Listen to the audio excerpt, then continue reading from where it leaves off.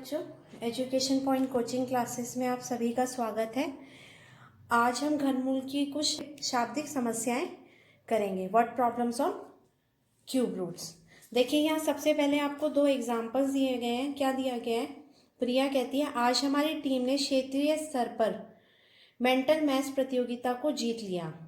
सविता ने जितने प्रश्नों का उत्तर सही दिया, मैंने सविता से दुगने प्रश्नों का और मेघा ने सविता से 3 गुने प्रश्नों का उत्तर सही दिया। मतलब सविता से दुगने मैंने और सविता से 3 गुने किसने दिए? मेघा ने उत्तर दिए।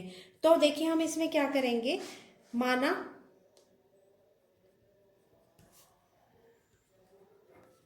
सविता ने सही उत्तर दिए, क्या ये प्रतियोगिता में पी, तो मैंने मतलब प्रिया ने सही उत्तर कितने दिए बेटा?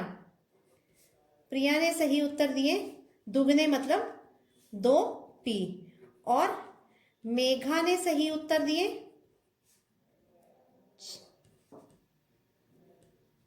3 गुने, मतलब 3p। हम तीनों के बताए गए सही उत्तरों का गुणनफल 162 है। तो अकॉर्डिंग टू क्वेश्चन, मतलब प्रश्नानुसार क्या हो जाएगा? प्रश्नानुसार हो जाएगा तीनों का गुणनफल मतलब p गुणा 2p गुणा 3p बराबर 162। तो अगर हम इसको करेंगे तो नंबर से नंबर, ये 2 गुणा 3, 2 तिया 6, p गुणा p 3 बार p की घात 3 बराबर 162। तो ये कैसे समीकरण सॉल्व होता है? ये 6 यहाँ गुणा में, वहां जाके ये इसके भाग में चला जाएगा। अब आप इसको डिवाइड कीजिए, तो ये डिवाइड करके आ गया 6 दूनी 12 और यहाँ 6 सत्ते 42, तो p की घात 3 बराबर 27। तो ये जो घात 3 होती है बेटा, जब ये उस तरफ जाती है तो ये घनमूल बन जाता है। ये क्या हो जाएगा? p की घात 3 क्या हो जाएगी? p बराबर 27 का घनमूल। तो 27 का घनमूल क्या होता है? p, और इसके हम गुणनखंड करेंगे तो 3 तिया 9, 9 तिया 27, तो p कितना आ गया बेटा? 3 आ गया। तो इसका मतलब यहाँ क्या हुआ? सविता ने सही उत्तर दिए कितने? ये आपका एग्जाम्पल है, वहां लिखा होगा p मतलब 3। प्रिया ने सही उत्तर दिए 2p, 2p मतलब 2 गुणा 3 6, और मेघा ने सही उत्तर दिए 3p मतलब 3 गुणा 3 9 9। ये इनके सही उत्तर जो इन्होंने दिए हैं। देखिए एग्जाम्पल 2 क्या है इसका? रिया दीदी, हमने सभी आज प्रधानमंत्री राहत कोष में कोरोना पीड़ित लोगों की सहायता के लिए कुछ धनराशि दान देने का निर्णय लिया है। मैंने जितने रुपए दान दिए मेरी कक्षा के उतने ही बच्चों ने, मतलब जितने रुपए मैं दान दे रही हूँ उतने ही बच्चे हैं मेरी कक्षा में, और उन्होंने मेरे बराबर रुपए दान दिए। मतलब अगर मैं मान लेती हूँ कि माना रिया ने राशि दी कितनी, इसको ये r, तो उतने ही बच्चे, तो कक्षा में बच्चे कितने हो गए? कक्षा में बच्चों की संख्या कितनी हो गई? उतने ही बच्चे जितनी राशि दान दी वो r, और विद्यालय की कुल उतनी ही कक्षाओं ने, मतलब हर कक्षा में उतने बच्चे और उसके बाद उतनी ही कक्षाएं जितना कि मैंने दान दिया है। तो यहाँ क्या हो जाएगा? कक्षाओं की संख्या कितनी हो गई? धनराशि देने वाली कक्षाओं की संख्या भी r हो गई। अब यहाँ पर कुल कितने रुपए? 3,375 रुपए एकत्र हुए। कैसे पता चलेगा? कुल धनराशि कितनी एकत्रित हो गई है? देखिए बेटा, r बच्चों ने, r कक्षाएं और हर कक्षा में r बच्चे, तो कुल कितने बच्चे हो गए? r गुणा r, तो ये कुल इतने बच्चे हो गए। इन्होंने राशि कितनी थी? r, तो ये भी r से गुणा, तो इसका मतलब r गुणा r कितना हो गया? r की घात 3 बराबर 3,375।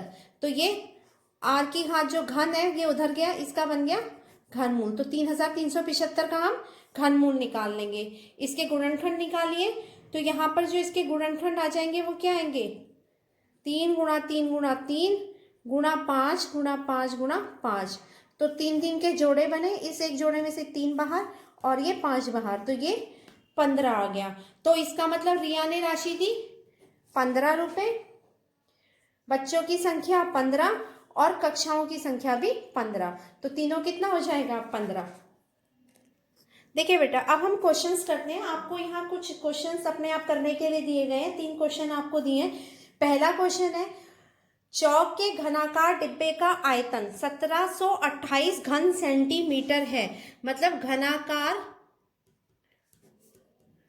डिब्बे का आयतन कितना है बेटा?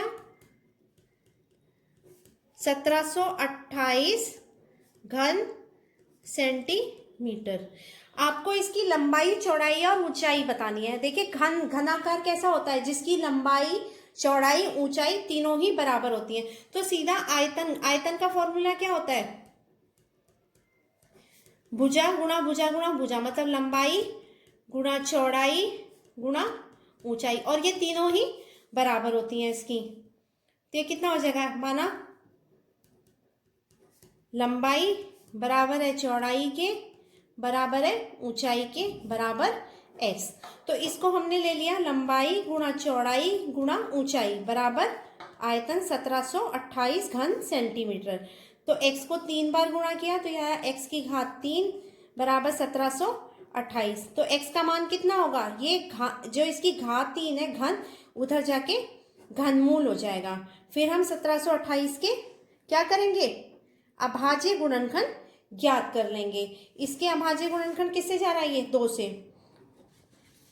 2 छक 12 और ये 2 अट्ठे 16, 2 छक 12, 2 चौक 8। इसके बाद फिर ये 2 से, फिर इसको 2 से किया। देखिए 2 से ये 2, 2 अट्ठे 16, 2 पंजे 10, 2 चौक 8, 2 दूनी 4, 2 सत्ते 14। अब ये 27 2 से नहीं होगा, ये 3 से जाएगा। 3 दिन 27, 3 तिया 9, 3 एकम 3। अब यहाँ पर हम इसके ये गुणनखंड लिख लेते हैं। तो यहाँ पर ये कितना है? 6 बार 2 है और 3 बार 3 है। इसका निकाला 2, इसका 2 और ये 3। तो कितना हो गया? 2 दूनी 4, 4 तिये 12। इसका मतलब लंबाई बराबर 12 सेंटीमीटर, चौड़ाई बराबर 12 सेंटीमीटर और ऊंचाई बराबर 12 सेंटीमीटर। देखिए बेटा, सेकंड क्वेश्चन आपको क्या दे रखा है? दीपक ने वृक्षारोपण समारोह में जितने पेड़ लगाए उसके दुगने पेड़ महेश ने लगाए और उसके 4 गुना पेड़ सुनील ने लगाए हैं, और तीनों ने के पेड़ों का गुणनफल 4096 है। तो प्रत्येक द्वारा लगाए गए पेड़ निकालने हैं। अब इसमें हम क्या करेंगे? किसके हैं? दीपक ने। माना दीपक ने पेड़ लगाए कितने? x। तो महेश ने दीपक के दुगने, मतलब महेश ने पेड़ लगाए दुगने मतलब 2x, और सुनील ने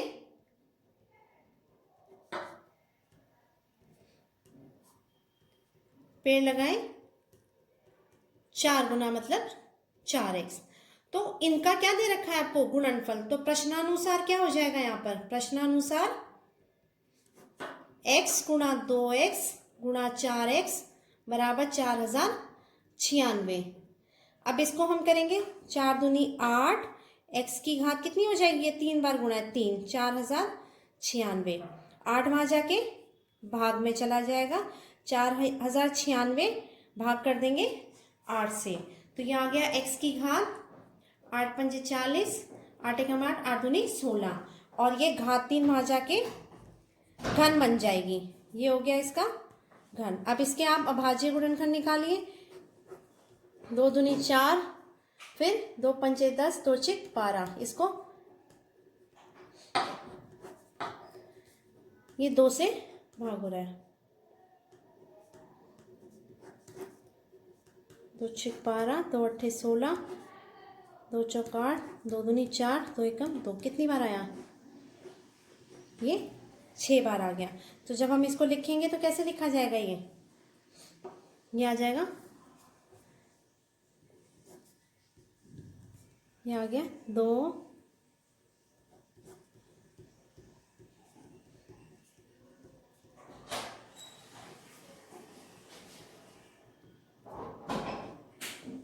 तो इसका आ गया 2 2 2 3 बार, 2 दूनी 4 4 दूनी 8 आ गया x बराबर 8। तो फिर यहाँ क्या हो गया, दीपक ने पेड़ लगाए, कितने पेड़ थे दीपक ने, x मतलब 8। महेश ने पेड़ लगाए, दुगने कितने थे, 2x मतलब 2 गुणा 8 16 पेड़ लगाए। और सुनील ने पेड़ लगाए 4x मतलब 4 गुणा 8 32।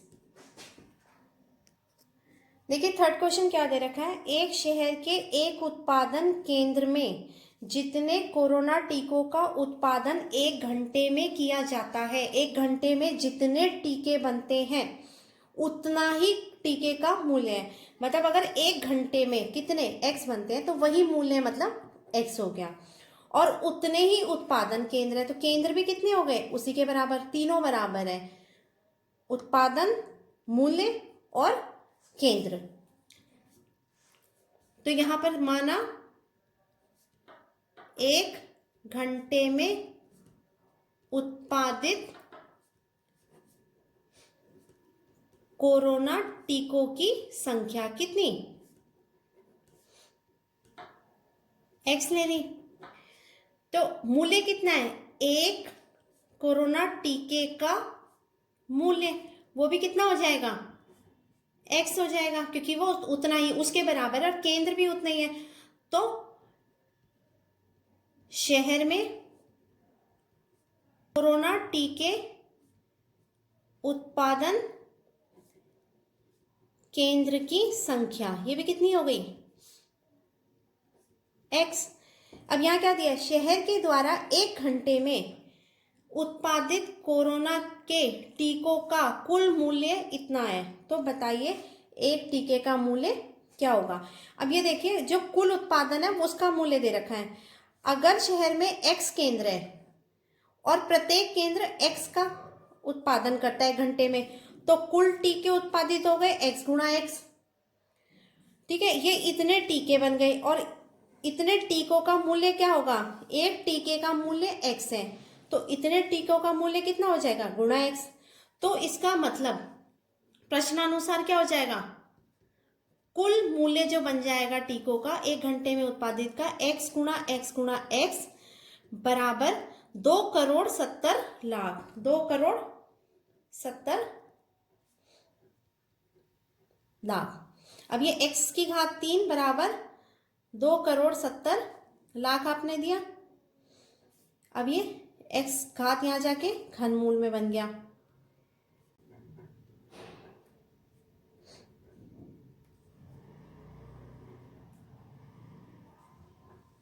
ये हो गया बेटा। अब इसका घनमूल निकालना है आपने, किसका, 2,70,00,000 का। देखिए इसका गुणनखंड निकालने की जगह 27 किसका होता है, 3 का, तो 27 हो गया 3 गुणा 3 गुणा 3, 3 बार। और ये कितने जीरो हैं, 1 2 3 4 5 6, तो हम इसको लिख देंगे 10 गुणा 10 गुणा 10, कितनी बार, 6 बार। तो ये एक जोड़ा बना 3, यहाँ 10 10, तो इसका मतलब x का मान कितना आ गया, 3 गुणा 10 30, और ये 300 आ गया इसका मान। तो हमें क्या निकालना था इसमें, एक टीके का कितना मूल्य है, कितना मूल्य है, x। तो एक टीके का मूल्य कितना हो गया, ₹300। उस शहर में कितने उत्पादन केंद्र है, तो शहर में उत्पादन केंद्रों की संख्या,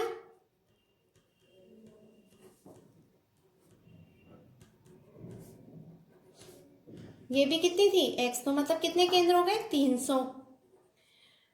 एक उत्पादन केंद्र में कितने टीकों का निर्माण होता है, एक उत्पादन केंद्र में 1 घंटे में निर्मित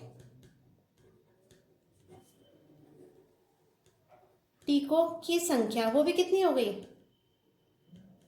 300। बेटा जब भी आप किसी वर्ड प्रॉब्लम को, शाब्दिक समस्याओं को करते हैं तो नीचे इस तरीके से आंसर लिख दीजिए, क्योंकि कई बार इसके नंबर आपके कट जाते हैं। ठीक है, आशा करती हूँ कि आपको ये क्वेश्चंस बिल्कुल समझ आ गए होंगे और अब आप इनको खुद भी ट्राई करके देख सकते हैं। अब हम अगली वीडियो में मिलेंगे, तब तक के लिए टेक केयर, बाय।